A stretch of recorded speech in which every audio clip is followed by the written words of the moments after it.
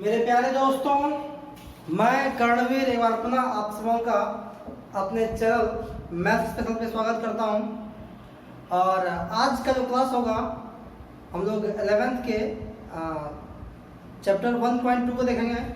पिछले दो क्लास में हम लोगों ने एनसीईआरटी के 1.1 को पढ़ चुका था और उससे जो बेसिक्स क्लास थे उसको भी देख चुके थे।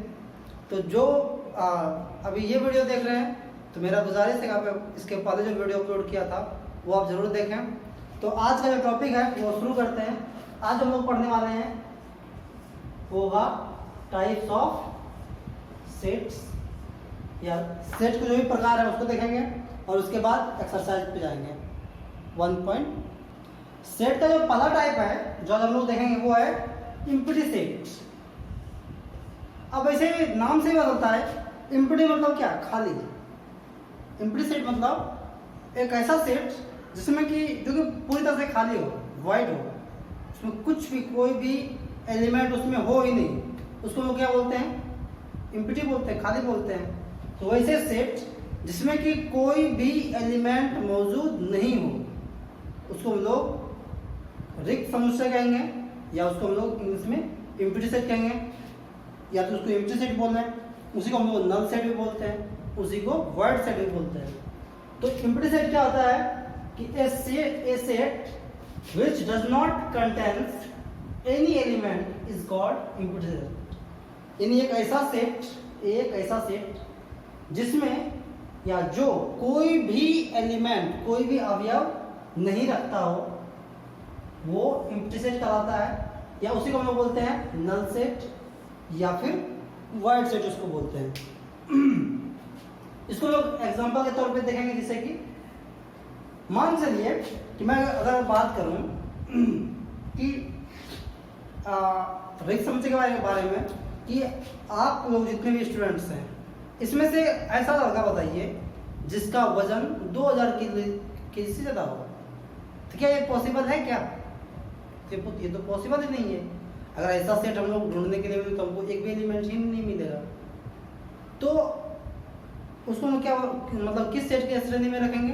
तो हम लोगों का रिक्त समुच्चय होगा। यानी एक ऐसा समुच्चय जिनमें एक भी अवयव नहीं हो उसे हम लोग रिक्त समुच्चय बोलेंगे। एक बात और है कि रिक्त समुच्चय को हम लोग फाइ से डिनोट करते हैं।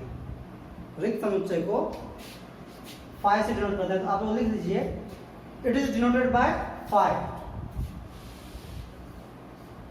It is denoted by phi, या फिर इसको हम लोग ऐसे भी डिनोट करते हैं, यानी कि खाली दर्शाना हो तो हम इसको ऐसे डिनोट कर देते हैं। अब क्या है ना कि आप कभी भी ऐसा लिखने का कोशिश नहीं कीजिएगा, जैसे कि मान लीजिए अगर इसमें ये खाली मतलब जीरो, तो ऐसा नहीं करना है, क्योंकि ऐसे हम लोग इसको निरूपित नहीं कर सकते हैं, इसको ऐसे डिफाइन नहीं कर सकते हैं, क्योंकि जीरो इटसेल्फ एक एलिमेंट्स है। तो जो भी हम लोगों का नल सेट होगा, वर्ड सेट होगा या मतलब इम्प्टी सेट होगा, इसको हम लोग फाइ से डिनोट करते हैं।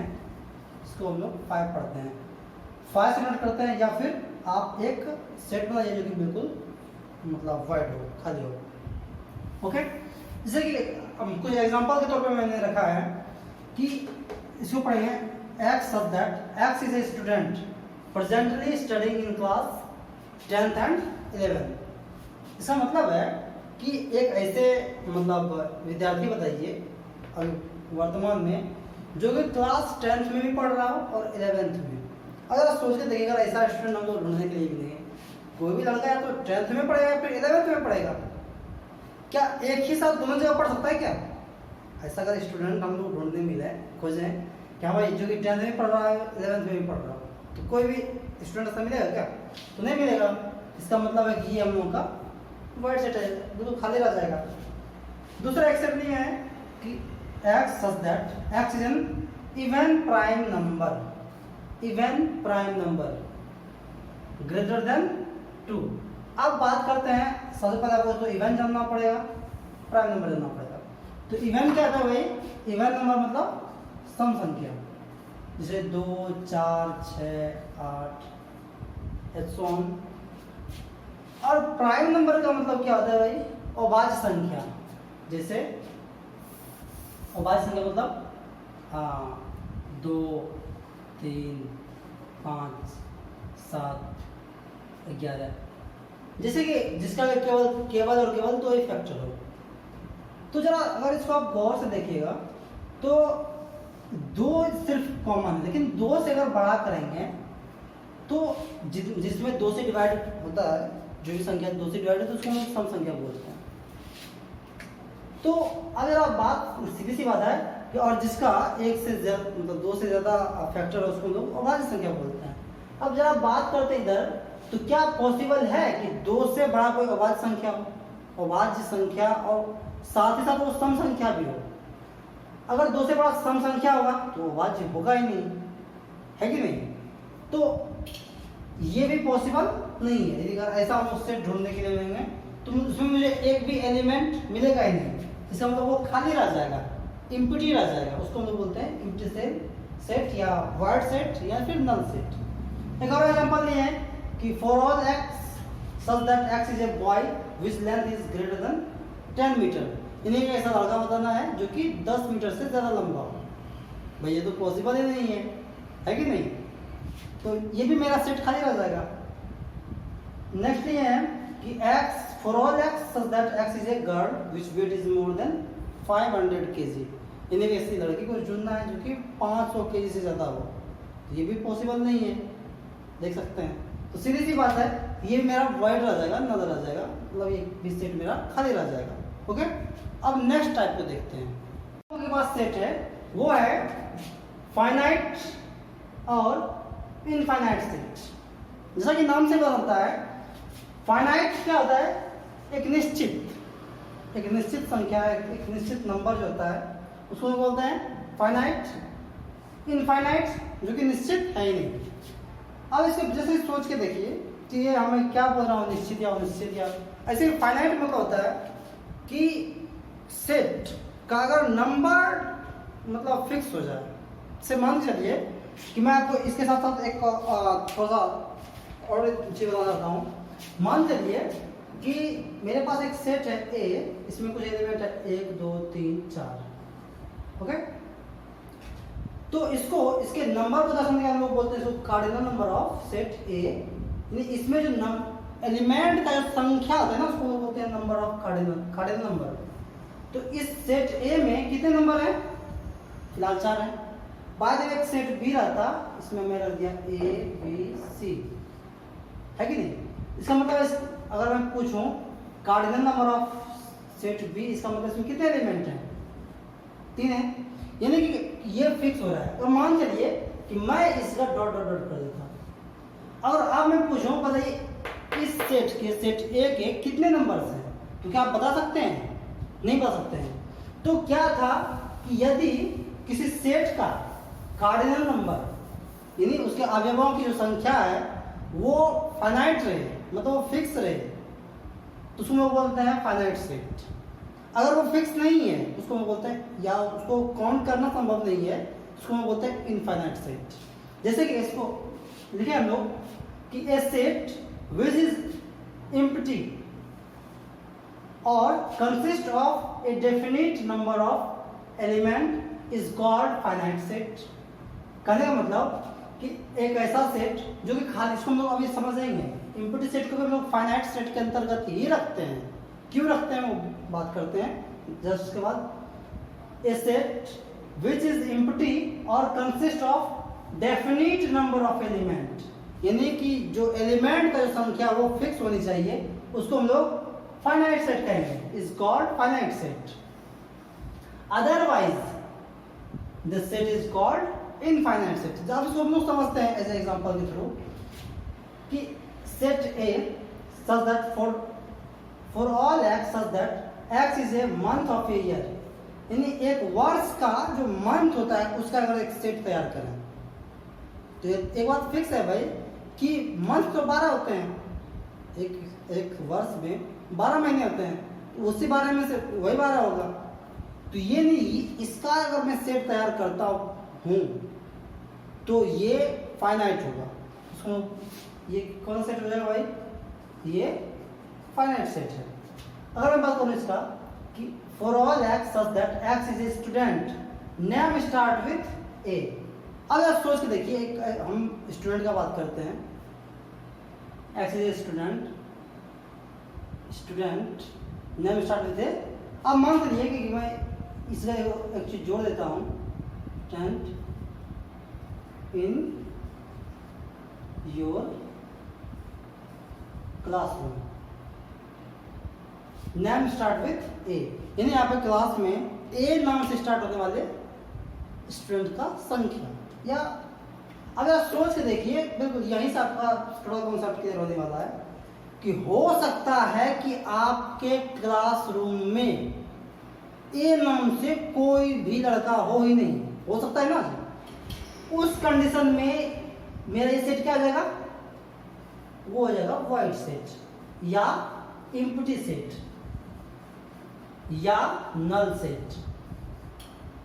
नल सेट किस कंडीशन में भाई, यदि उस क्लास में ए नाम से कोई बच्चा स्टार्ट हो ही नहीं, है कि नहीं। या फिर हो सकता है कि कुछ लड़के हों, अगर वहां से 5 हो, 10 हो, 12 हो, मतलब नहीं, मतलब है कि कुछ लड़के, अगर जितने भी लड़के होंगे उसको तुम काउंट तो कर सकते हो ना जी, काउंट कर सकते हैं भाई इतना लड़के हैं, तो इसका मतलब ये तब मेरा क्या जाएगा, फाइनाइट सेट। एक चीज और मैं क्लियर करता हूँ, मतलब ऑब्जेक्टिव के लिए, कि जो एम्प्टी सेट है वो फाइनाइट सेट होते हैं। ओके, अगर मैं बात करूं इसका सेट सी का, इसमें मेरे पास एलिमेंट है 1 2 3 4 5, ये नेचुरल नंबर है। क्या भाई, नेचुरल नंबर। क्या हम बता सकते हैं कि इसमें कितने एलिमेंट हैं? नहीं बता सकते हैं, कहाँ तक जाना ये भी मुझे पता नहीं है। इसका मतलब ये कौन सा सेट हो गया भाई, ये इनफाइनाइट सेट। ये भी देखिए तो भाई ऑड नेचुरल नंबर है, ऑड नेचुरल नंबर। क्या लगता है ये, इसको आप काउंट कर सकते हैं क्या? तो काउंट नहीं कर सकते हैं, इसमें कितने एलिमेंट्स हैं मुझे पता ही नहीं। ये भी कौन सा सेट हो गया भाई, ये भी इनफाइनाइट सेट हो गया, है कि नहीं। तो अभी हम लोग सीखे फाइनाइट सेट और इनफाइनाइट सेट। अब नेक्स्ट देखते हैं, हम लोग का जो नेक्स्ट टाइप है ये उसको देखते हैं। अब है इक्वल सेट्स, यानी बराबर समुच्चय। और ये इक्वल सेट क्या है कि two set set to be equal if they have exactly the same elements and we write is equal to B. अब भाई कब हम लोग दो सेट्स को कब हम लोग इक्वल कहेंगे, जब दोनों के एलिमेंट एग्जैक्टली मतलब ठीक मतलब वो एक दूसरे से मिलता हो, सिर्फ नंबर नहीं। अब मैं इसको क्लियर करता हूं, बिल्कुल जो एलिमेंट सेट ए में है same to same set B में भी वही एलिमेंट होने चाहिए। बशर्ते ऑर्डर अगर चेंज हो रहा है तो फर्क नहीं पड़ रहा है, ऑर्डर अगर चेंज भी हो रहा है तो कोई दिक्कत नहीं है, बशर्ते एलिमेंट सेम होने चाहिए। तो तब हम लोग बोलेंगे ए और सेट ए और बी जो सेट है वो इक्वल है, otherwise both sets are said to be unequal.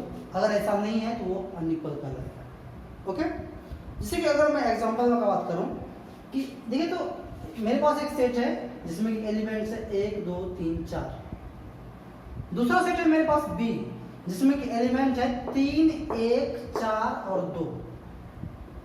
4 element इसमें भी है, 4 एलिमेंट इसमें भी है। एक चीज इसमें मतलब बराबर होने का चांसेस है। अब देखेंगे क्या जो एलिमेंट इसमें है ठीक वही एलिमेंट इसमें है, तो 1 इसमें था तो इसमें भी है, 2 इसमें है तो इसमें भी है, 3 इसमें है तो इसमें भी है, और 4 इसमें है तो इसमें भी है। इसका मतलब है जितना एलिमेंट इसमें है या जो एलिमेंट इसमें है ठीक और ठीक वही एलिमेंट इसमें भी है। इसका मतलब है कि ये इक्वल है। ओके, दूसरे एग्जांपल को देखिए। दूसरा एग्जांपल है कि for all x such that x is A prime number less than 6। It means क्या, अगर इसको मैं टेबुलर फॉर्म में लिखूं, ठीक ना, तो जरा देखिए तो प्राइम नंबर लेस देन 6 से छोटा जितना भी प्राइम नंबर है, तो प्राइम नंबर क्या क्या है भाई, 2 3 5, प्राइम नंबर तो 7 भी है, लेकिन 6 से छोटा, इसका मतलब इसी का कैसा कहानी खत्म हो। ओके, उसके बाद कह रहा है कि दूसरा एग्जांपल है, सॉरी दूसरा पार्ट है इसका कि for all x such that x is A prime factor of 30। मतलब अब मुझे इस 30 का अभाज्य गुणनखंड लिखना है, तो लिखना शुरू कीजिए। तो 2 3 4, सॉरी 4 को 4 से डिवाइड करेगा नहीं, 5, फैक्टर इसका 6 भी है, लेकिन 6 को हम लोग रखेंगे क्योंकि कह रहा है कि प्राइम फैक्टर ही देना है कि नहीं। फैक्टर इसका 30 भी है, लेकिन 30 को भी नहीं देना है क्योंकि प्राइम फैक्टर ही चाहिए।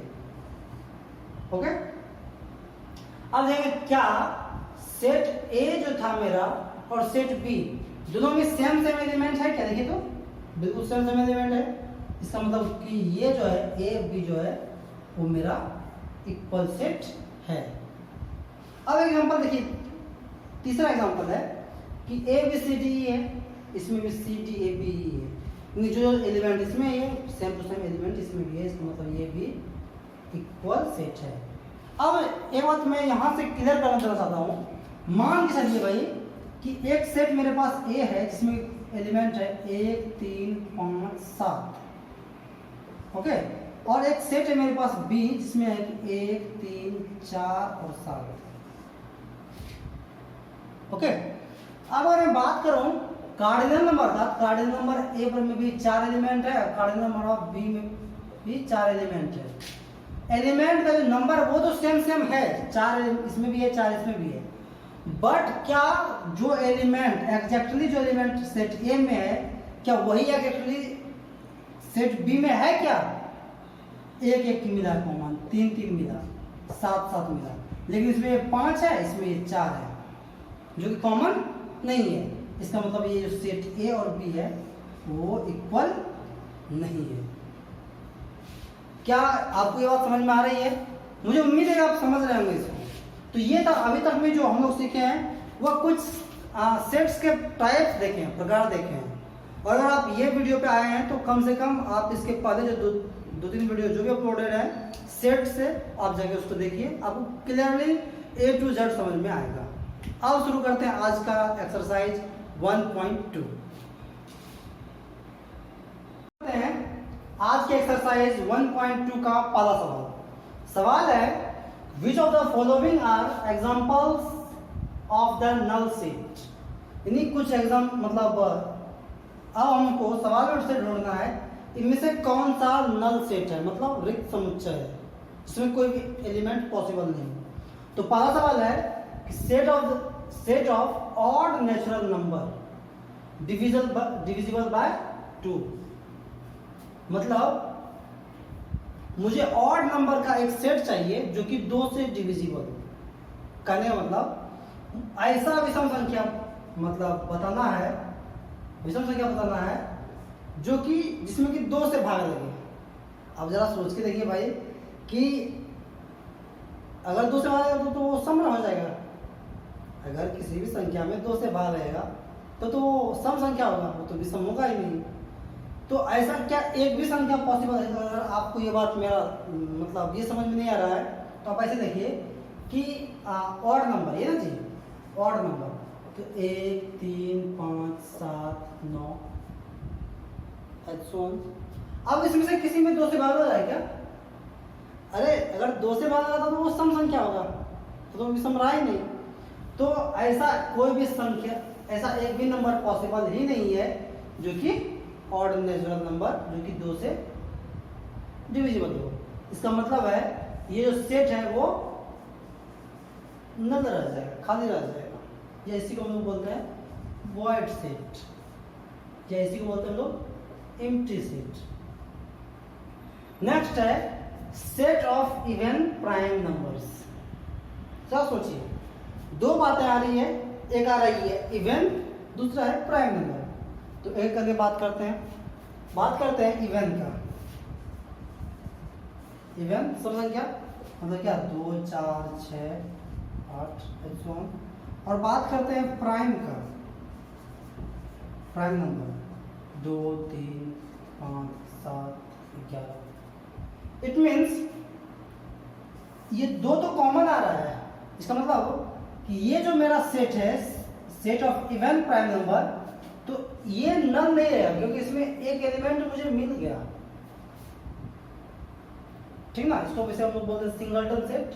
तो इन्हीं कहने मतलब इसमें एक एलिमेंट है भाई, ये नल नहीं रहा। ओके, तो ये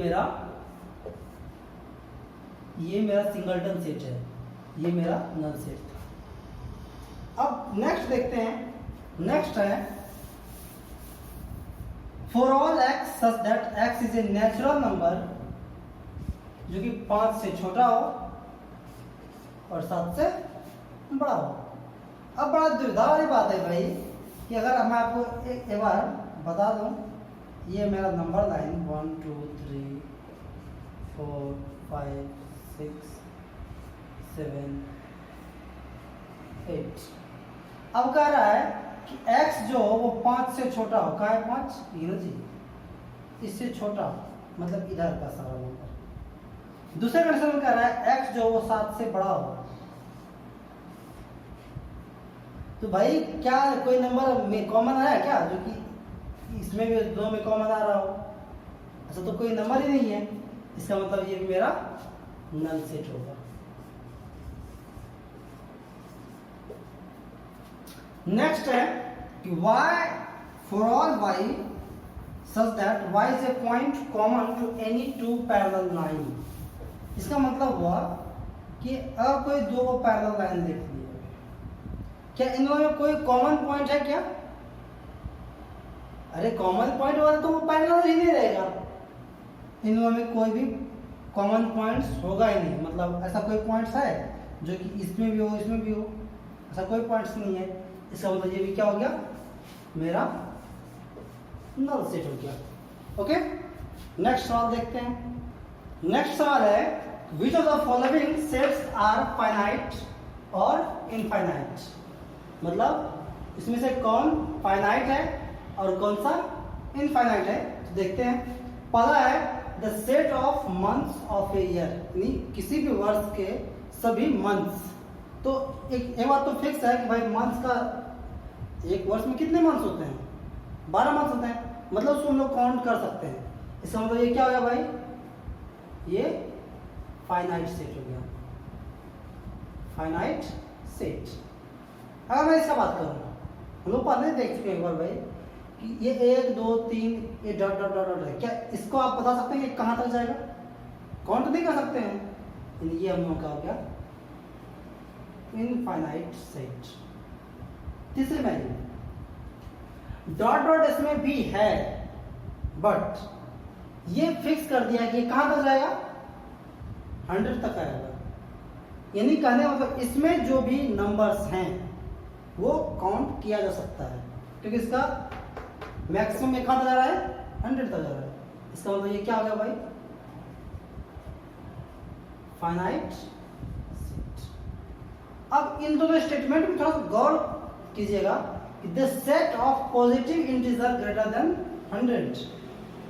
अब मैं एक बार आपको, इससे पहले कि मैं आगे बढ़ूं, आपको मैं एक बार शॉर्टकट में आपको बताता हूं इंटीजर के बारे में। थोड़ी एक बार मैं नंबर लाइन तो देख देता हूं। यहाँ 0 होता है, 1 2 3 -1 -2। तो देखिए यहाँ से जो हम लोग स्टार्ट करते हैं ये होता है हम लोगों का नेचुरल नंबर। अगर 0 का सामना कर देते हैं तो वो होता है हम लोग का होल नंबर। अगर नेगेटिव वगैरह का भी सामना कर देती है हम लोग का होता है इंटीजर टोटल, है कि नहीं। तो बात कर रहे हैं इंटीजर का, ठीक है ना। तो अगर मैं इंटीजर का बात करूं, कह रहा है ग्रेटर देन 100।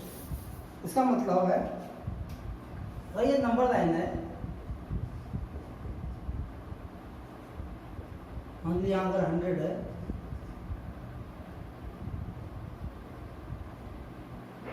है, तो यानी इससे बड़ा चाहिए मुझे। तो ना तो इसका मतलब ये कितना बड़ा, इसका कोई अंत नहीं है, ये जा रहा है जा रहा है जा रहा है, लेकिन 100 से बड़ा आना चाहिए, मतलब कोई तय सीमा नहीं है। इसका मतलब ये क्या हो गया मेरा, ये हम लोगों का इनफाइनाइट सेट हो गया। इन फाइनाइट सेट। अब इस स्टेटमेंट को पढ़िए, the set of prime number less than 99। इसका मतलब है अगर मैं इसी नंबर लाइन का इस्तेमाल करूं, यह मेरा 99 होगा, यानी इससे छोटा, यहाँ तो जीरो तो है ही, यानी कहने का मतलब इसके बीच का मुझे चाहिए प्राइम नंबर। तो ये तो ऐसे भी काउंट, मतलब ये नंबर तो फिक्स है ना भाई, 0 से बड़ा और 99 से छोटा।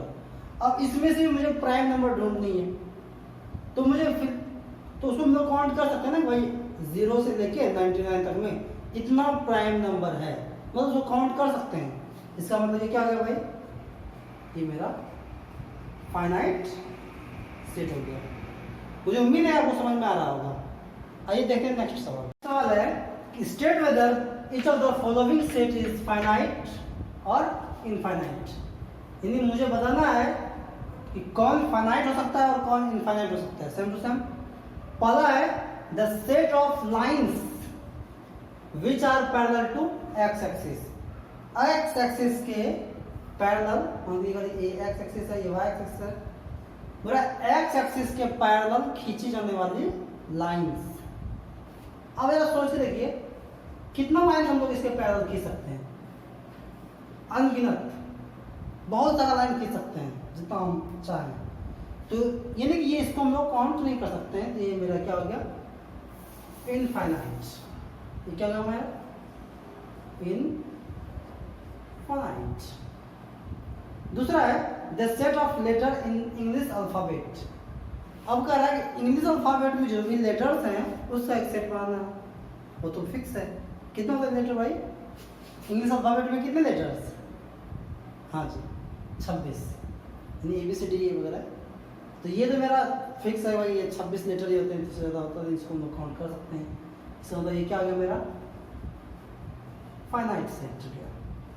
तीसरा है the set of numbers which are multiple of 5, जो कि 5 के मल्टीपल हो।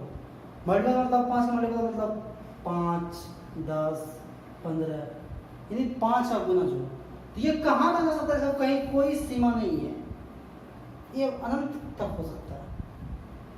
तो ये क्या हो गया भाई, ये भी मेरा इनफाइनाइट हो गया। The set of animals living on the earth, यानी जानवरों की संख्या जो कि धरती पे है, उसको तो हम लोग काउंट कर, गाय भैंस बकरी फुलवा चीज। हो सकता है कि बहुत बड़ा नंबर हो, बहुत ज़्यादा, मतलब बहुत बड़ा नंबर हो, बट काउंट तो कर सकते हैं ना जी। ये मेरा क्या हो गया, फाइनाइट सेट हो गया।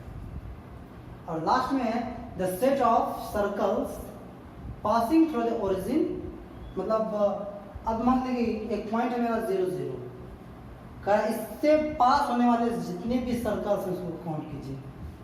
मान लीजिए एक ऐसे पास हो गया, एक ऐसे पास हो गया, एक ऐसे पास हो गया, ऐसे पास हो गया, मतलब इसको हम लोग बहुत सारा सर्कल बना सकते हैं जो कि इससे पास होने वाला है कि नहीं। तो ये भी, ये क्या उससे हो गया भाई, क्योंकि हम इसमें काउंट नहीं कर सकते हैं कि कितना सर्कल बनाया जा सकता है, बहुत सारा बनाया जा सकता है। इसका ये भी क्या होगा, इनफाइनाइट। ओके, आइए देखते हैं नेक्स्ट सवाल। नेक्स्ट सवाल है मेरा, कह रहा है in the following state whether is equal to B और नॉट, यानी क्या इक्वल सेट है या नहीं है। तो उसके बारे में हम पहले पढ़ चुके हैं कि इक्वल सेट क्या होता है, कैसे होता है। देखिए पहला सवाल देखते हैं, इसमें ABCD 4 एलिमेंट्स हैं, इसमें भी 4 एलिमेंट्स हैं, तो मतलब पॉसिबिलिटी है कोई इक्वल हो। अब बात ये करते हैं कि क्या है या नहीं है। इसमें भी A है, इसमें भी है, B इसमें भी है, इसमें भी है, C इसमें है, इसमें भी है, और D इसमें भी है, इसमें भी है। इसका मतलब है कि जो एलिमेंट इसमें है सेम टू सेम एलिमेंट इसमें है, अर्थात ये इक्वल सेट है। ओके, दूसरा देखते हैं। दूसरा में 4 एलिमेंट इसमें भी है और 4 एलिमेंट इसमें भी है, पॉसिबिलिटी है कि बराबर हो सकता है। अब देखेंगे क्या एग्जैक्टली जो 4 एलिमेंट इसमें है वही 4 एलिमेंट इसमें है क्या। अब देखते हैं 4 इसमें भी है तो 4 इसमें भी है। 8 इसमें भी है तो इसमें भी है, 12 इसमें है लेकिन इसमें है ही नहीं, 16 है तो इसमें भी है। इसका मतलब एक एलिमेंट ऐसा है जो कि दोनों में कॉमन नहीं है, इसका मतलब ये A is not equal to B, ये इक्वल सेट नहीं है। दूसरा देखते हैं, कह रहा है इसमें 2, 4, 8 और 10, और दूसरा जो सेट B है कह रहा है for all x such that x is a positive even integer and x is equal to and less than 10। इसका मतलब है हमको पॉजिटिव इवन इंटीजर चाहिए, यानी कि बात कर रहे हैं 2, 4, 6, 8 और कहाँ तक 10 से बड़ा, सॉरी 10 से छोटा या 10 के बराबर, इसका मतलब 10 को हमको ले लेनी है। यानी ये जो B का जो काना था वो एक्चुअल में ये काना था। क्या ये और ये तो कॉमन आ रहा है क्या? 2 भी है, 2 भी, 2 भी है, 2 भी है। अब सवाल ये देखिए कि इसमें एक 6 एक्स्ट्रा आ रहा है जो कि उस वहाँ पे मेरा 6 है नहीं, इसका मतलब ये बाकी तो सब सेम सेम आ रहा है बट इसमें 6 आ रहा है जो कि उसमें नहीं है, इसका मतलब A is not equal to B, तीसरे केस के लिए। ओके, 14 है for all x such that x is a multiple of 10, यानी कि अब इसको हम लोग लिख देते हैं टेबुलर फॉर्म में, इसका मतलब हो गया 10, 20, 30 अनंत तक। अब देखिए तो ये सेट A है, ये सेट B है, क्या सबसे कॉमन कॉमन आ रहा है क्या? 10 इसमें है, इसमें है, 20 इसमें है, बट इसमें जो 15 वो इसमें तो है ही नहीं, ये कहा था टोटल कॉमन नहीं आ रहा है, it means A is not equal to B, ये इक्वल सेट नहीं है। ओके, अब देखते हैं नेक्स्ट सवाल। देखिए नेक्स्ट सवाल है, कह रहा है are the following pair of sets equal, give reason. क्या ये जो दोनों सेट्स हैं A और B, दो सेट्स दिए गए हैं दो सेक्शन में, आपको बताना है क्या ये इक्वल है या नहीं है। तो देखिए पता है इसमें 2 और 3, एक सेट A है इसमें के एलिमेंट्स है 2 और 3, एक सेट और है B इसमें है, इसमें रोस्ट ये लिखा हुआ है हम लोगों का कि for all x such that x is a solutions of x square plus 5x plus 6 equal to 0। इसका मतलब है कि मुझे इसमें से x का वैल्यू निकालनी है, तो 10 में तो आप इसको सॉल्व किए होंगे, तो जब इसको आप सॉल्व कीजिएगा ये मेरा आ जाएगा x plus 2 into x plus 3 equal to 0। इसका मतलब x का वैल्यू -2 और -3 आ जाएगा, है कि नहीं। ये जो मेरा सेट B है उसमें एलिमेंट्स आएगा -2 -3। क्या ये और ये सेट A मैच कर रहा है क्या? तो मैच नहीं कर रहा है क्योंकि वहाँ +2 और 3 है, यहाँ -2 और -3 है, इट मीन्स ये दोनों इक्वल नहीं है। यहाँ लिख देंगे हम लोग A is not equal to B because